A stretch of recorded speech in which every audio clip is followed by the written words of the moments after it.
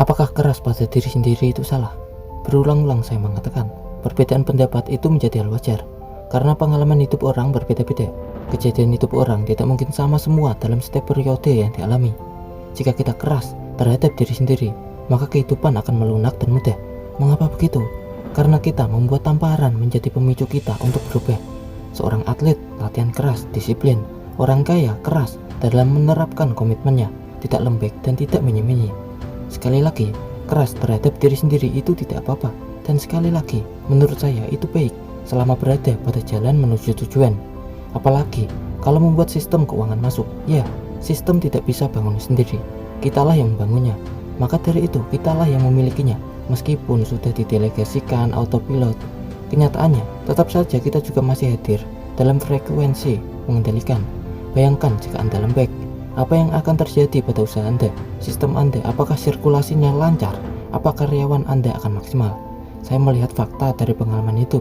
Orang kaya keras, disiplin, meskipun berada pada situasi yang tidak mengenakan, dia tetap begitu dan tetap terus maju. Itulah mengapa manfaat bagaimana cara merubah seseorang dengan tamparan. Kita harus terimalah, semua orang pernah mendapatkan tamparan hidup. Tamparan bukanlah hal yang buruk, tapi membuat kita bekerja keras dan sadar sebelum periode krisis pada seseorang itu datang.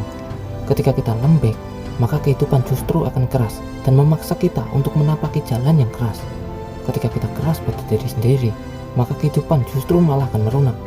Mungkin pendapat kita harus lembek, itu pendapat orang-orang yang baik, yang berusaha untuk memotivasi Anda, membuat Anda senang, memang benar, bisa membuat bahagia seketika, namun belum tentu membuat Anda bergerak secara konsisten. Jika lahir ada di tahapan miskin, ekonomi di bawah, apakah bisa dengan cara lembek? Bahkan saya melihat kenyataan hidup. Orang yang kaya, sukses, makmur, mereka mempunyai sisi keras yang lebih banyak, disiplin tinggi, attitude dijaga, tidak lembek, dan jangan sekali-kali telat atau membuat mereka menunggu lama saat ada pertemuan penting dengan mereka. Dan di mana sisi lembeknya?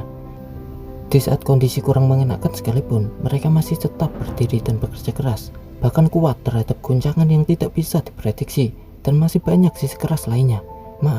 Orang yang miskin pun, jika sering kumpul dengan orang kaya, maka dia akan keras berpikir dan keras bertindak. Bagaimana caranya supaya bisa kaya?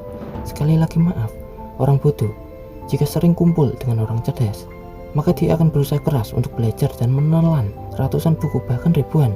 Seorang karyawan yang malas, tidak disiplin, jika mendapatkan bos yang super disiplin, bekerja keras, maka karyawan tersebut mau tidak mau akan disiplin dan bekerja keras juga. Coba kita merenung sebentar. Jika orang tersebut lembek, apa yang akan terjadi? Jadi di mana sisi salahnya orang keras? Apakah kurang manusiawi? Atau orang lain yang memang tidak mau berubah? Ataukah memang kehidupan begitu caranya? Bukankah atlet hebat dibentuk dengan latihan yang keras? Sekali lagi, orang keras itu bukan melulu orang kasar. Lagian juga, selama waktunya bercanda, ya bercanda. Waktunya membantu sosial, ya ramah dan banyak mendengarkan. Selama dia mendorong ke jalan tujuan yang benar, di mana sisi salahnya? Jika Anda mempunyai bos, teman, maupun sahabat, jika mendidik dengan keras, disiplin, attitude harus dijaga, menghargai waktu, bekerja keras dan taat, selama tujuannya benar dan mengarahkan kita ke yang lebih baik, kita patut berterima kasih.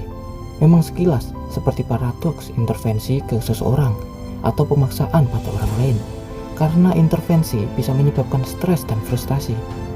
Tapi bukankah kita semua pernah merasakan stres dan frustrasi meskipun tidak diintervensi?